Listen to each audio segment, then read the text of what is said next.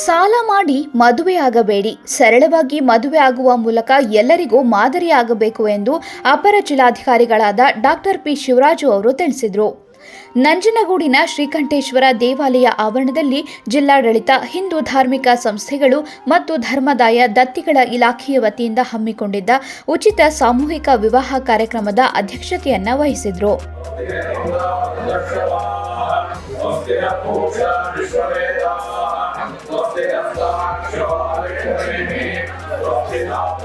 ಮದುವೆಗೆ ದುಂದುವೆಚ್ಚ ಮಾಡಿ ಬಡ ಮತ್ತು ಮಧ್ಯಮ ವರ್ಗದ ಕುಟುಂಬಗಳು ಆರ್ಥಿಕ ಸಂಕಷ್ಟಕ್ಕೆ ಒಳಗಾಗುತ್ತಿರುವುದನ್ನು ತಪ್ಪಿಸಲು ಆರಂಭಿಸಿರುವ ಯೋಜನೆ ಇದಾಗಿದೆ. ಮಾಂಗಲ್ಯ ಭಾಗ್ಯ ಕರ್ನಾಟಕ ಸರ್ಕಾರದ ಮಹತ್ವಾಕಾಂಕ್ಷಿ ಯೋಜನೆ. 2020ರಿಂದ ಮಾಂಗಲ್ಯ ಭಾಗ್ಯ ಯೋಜನೆ ಪ್ರಾರಂಭವಾಯಿತು. ಸಾಲ ಮಾಡಿ ಮದುವೆ ಮಾಡಲು ಹೋಗಬಾರದು. ಅದ್ದೂರಿ ಆಡಂಬರದ ಮದುವೆ ಮಾಡಿ ಸಾಲ ಮಾಡಿ ಅದನ್ನ ತೀರಿಸಲು ಕಷ್ಟಪಡುವುದು ಬೇಡ. ಈ ರೀತಿ ಸರಳವಾಗಿ ಮದುವೆ ಆಗುವುದರಿಂದ ಆರ್ಥಿಕವಾಗಿ ಹಣ ಉಳಿತಾಯ ಆಗಿ ಈ ಹಣವನ್ನ ಬೇರೆ ಕಾರ್ಯಗಳಿಗೆ ಬಳಸಿಕೊಳ್ಳಲಿ ಎಂಬ ಉದ್ದೇಶದಿಂದ ಈ ಯೋಜನೆ ಜಾರಿಗೆ ತಂದಿದೆ. ಈ ಬಾರಿ 24 ಜೋಡಿಗಳು ಸಾಮೂಹಿಕ ವಿವಾಹ ಆಗಿದ್ದು, ಮುಂದಿನ ವರ್ಷ ಕನಿಷ್ಠ 100 ಜೋಡಿಗಳು ಸಾಮೂಹಿಕ ವಿವಾಹದಲ್ಲಿ ಮದುವೆ ಆಗಬೇಕು ಎಂದು ತಿಳಿಸಿದರು.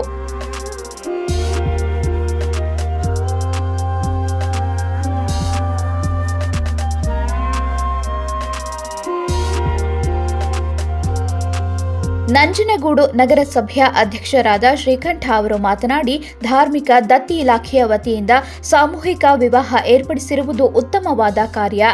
ಇದರಿಂದ ದುಂದುವೆಚ್ಚ ತಡೆಯಲು ಸಾಧ್ಯವಾಗುತ್ತದೆ. ಬಡವರು ಉಚಿತವಾಗಿ ಮದುವೆ ಆಗಲು ಅನುಕೂಲಕರವಾಗಿದೆ.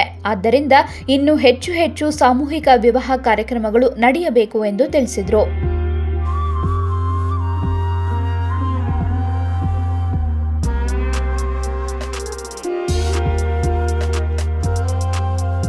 ಕಾರ್ಯಕ್ರಮದಲ್ಲಿ ತಹಶೀಲ್ದಾರ್ ಶಿವಕುಮಾರ್ ಕಾಸನೂರು, ಶ್ರೀಕಂಠೇಶ್ವರ ದೇವಾಲಯದ ಜಗದೀಶ್ ಕುಮಾರ್, ವಾರ್ತಾ ಮತ್ತು ಸಾರ್ವಜನಿಕ ಸಂಪರ್ಕ ಇಲಾಖೆಯ ಸಹಾಯಕ ನಿರ್ದೇಶಕರಾದ ಟಿಕೆ ಹರೀಶ್, ವೃತ್ತ ನಿರೀಕ್ಷಕರಾದ ರವೀಂದ್ರ ಸೇರಿದಂತೆ ಸಾರ್ವಜನಿಕರು ಉಪಸ್ಥಿತರಿದ್ದರು.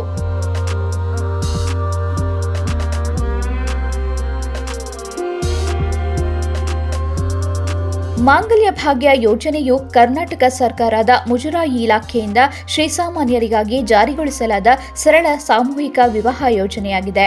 ಈ ಯೋಜನೆಯು ಮೊದಲು ಸಪ್ತಪದಿ ವಿವಾಹ ಯೋಜನೆ ಎಂದು ಕರೆಯಲಾಗುತ್ತಿತ್ತು ಮತ್ತು 2020ರ ಜನವರಿ 10ರಂದು ಆರಂಭವಾಯಿತು. ಈ ಯೋಜನೆಯ ಉದ್ದೇಶವು ಆರ್ಥಿಕವಾಗಿ ಹಿಂದುಳಿದವರಿಗೆ ದೇವಾಲಯಗಳಲ್ಲಿ ಉಚಿತವಾಗಿ ಅಥವಾ ಕಡಿಮೆ ವೆಚ್ಚದಲ್ಲಿ ವಿವಾಹ ನಡೆಸಲು ಸಹಾಯ ಮಾಡುವುದಾಗಿದೆ.